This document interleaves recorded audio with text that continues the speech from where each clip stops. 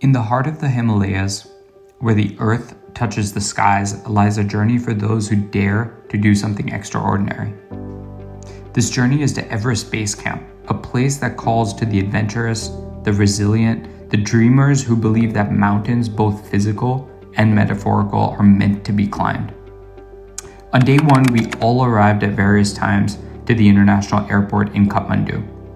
Our group of 12 friends were coming from Malaysia, India, Philippines, Australia, Dubai, and the United States. After checking in at the hotel, we met the owner of Asa Himalayas, the trekking guide company, who would keep us safe on these mountains.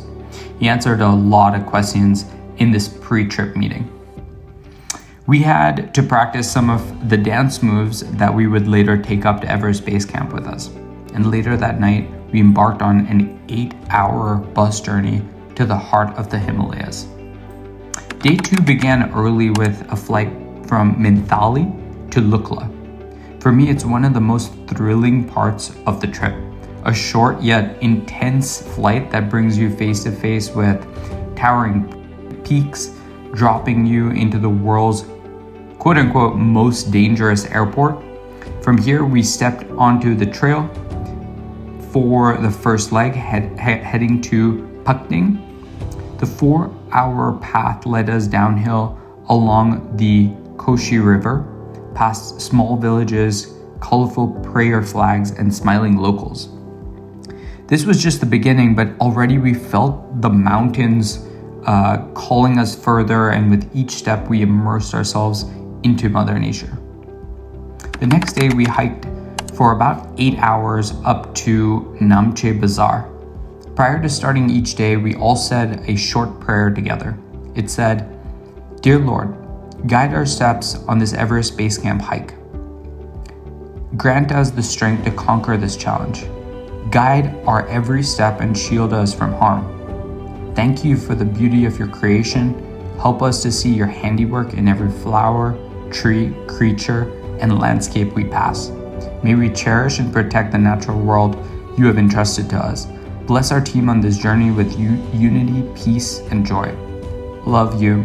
From our group name, the Neveresters. The day started with crossing the iconic suspension bridges, each one a step closer to our dream. We entered the Sagamata National Park. Namche Bazaar, perched high in the Himalayas, welcomed us with breathtaking views of the surrounding peaks. The journey was intense, but with each new view we felt more energized. Namche Bazaar stands at 3,440 meters above sea level, or 11,200 feet, and we were all definitely feeling the thinning air, but not the locals. The locals had one of the most competitive games of volleyball I have seen, not to mention half of them were wearing flip-flops. On day 4, we took a day to acclimatize. At this altitude, our bodies needed time to adjust, to adapt to the thin air. Our first stop was the Sherpa Cultural Museums, where you can discover the history and culture of the Sherpa community. The location offered one of the most stunning views in the region and a panoramic view of Everest, Amadevalam, and Laos, 3 of the largest mountains in the area. We performed our famous dance routine at the top of the mountain, and we got a standing ovation from other trekkers nearby who mentioned that they would have loved to join our group.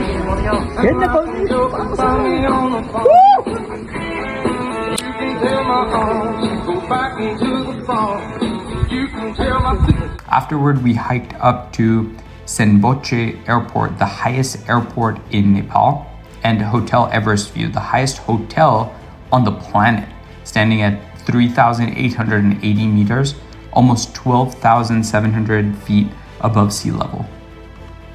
There was also a big green push in the area to make sure you picked up any plastics or garbage that might have fallen nearby. On day 5 from Namche Bazaar, we trekked towards Dingboche. The trail to Dingboche is rocky. The route descends early in the day and then climbs up to Dingboche. We began the trek advancing along the Koshi River.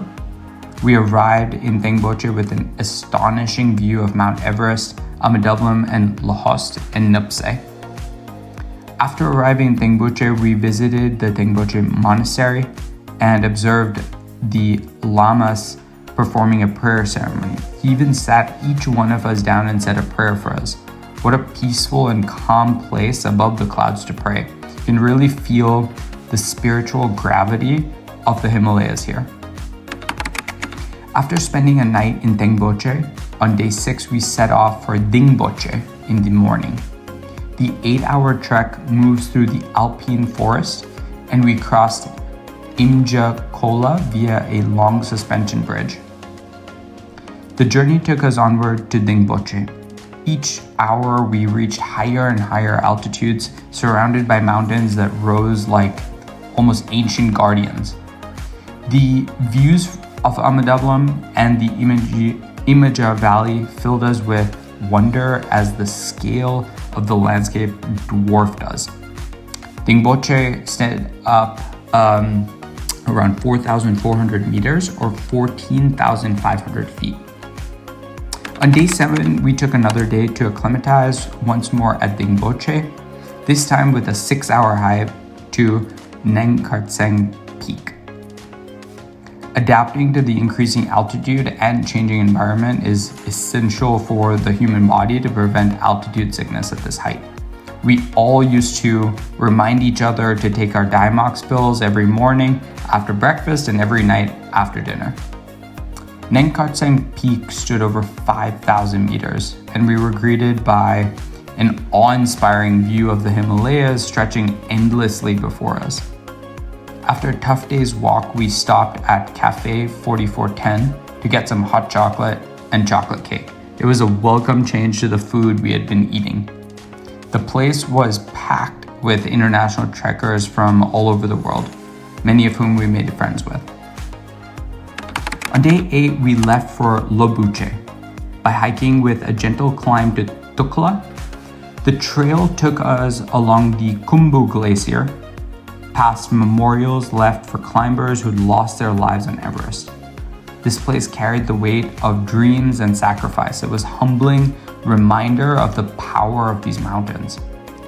These stone memorials are constructed in the memory of the departed souls of climbers, adorned by colorful prayer flags.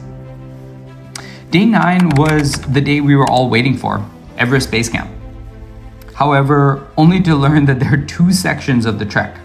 First, the trail follows a 4-hour route to Gorakshep, where we stopped for lunch, and after lunch we continued on our trek to Everest Base Camp, only to learn that we might be returning when the sun had fully set. This hike was gruesome. There were rocks and mud the whole way, and it was tough to keep your eyes on anything other than the next step in front of you. After a 3-hour journey, we finally made it. After days of trekking, we reached Everest Base Camp. Standing here surrounded by peaks, ice falls, and glaciers, I felt an overwhelming sense of gratitude and energy. Making it to the base of the world's highest mountain was a surreal feeling. Everest Base Camp stands at 5,364 meters, or 17,600 feet above sea level.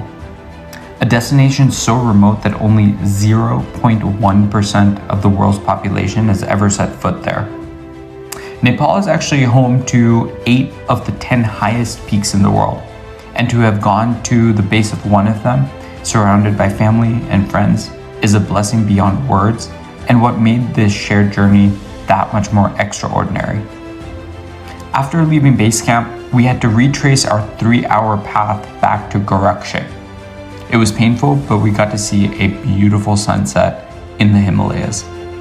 Definitely one of the most beautiful hikes that we had been on.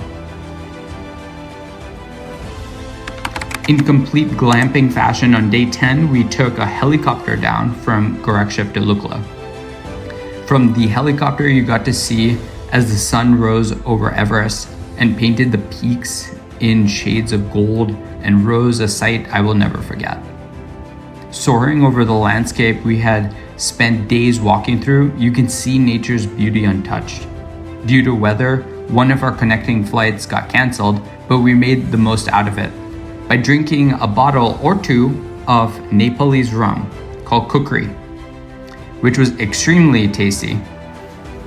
Obviously, this loosened up some of the vocal cords, and we kept everyone at the hotel awake for a couple of hours.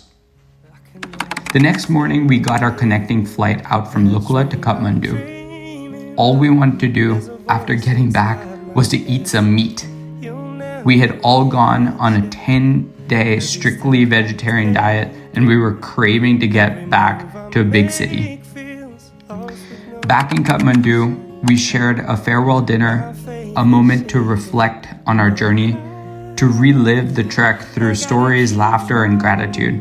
Each step had brought us closer to understanding ourselves, how lucky we are to have the people in our lives, and how lucky we are to live where we live with clean water, electricity, and the things we normally take for granted. Touching down in Kathmandu, we arrived as mere visitors, but I feel like we left transformed. The hike to Everest Base Camp is more than just a hike. It's a celebration of life, resilience, and the bonds we share with those we hold dear. This is Everest Base Camp, and these are some of the memories from the journey that we'll never forget. The chances I'm taking sometimes might knock me down, but no, I'm not breaking. I may not know it, but these are the moments that I'm gonna remember most. Yeah, just gotta keep going, and I gotta be strong. Just keep pushing on, 'cause there's always gonna be another mountain. I'm always gonna wanna make it move. Always gonna be an uphill battle. Sometimes I'm gonna have to lose. Ain't about how fast I get there. Ain't about what's waiting on the other side.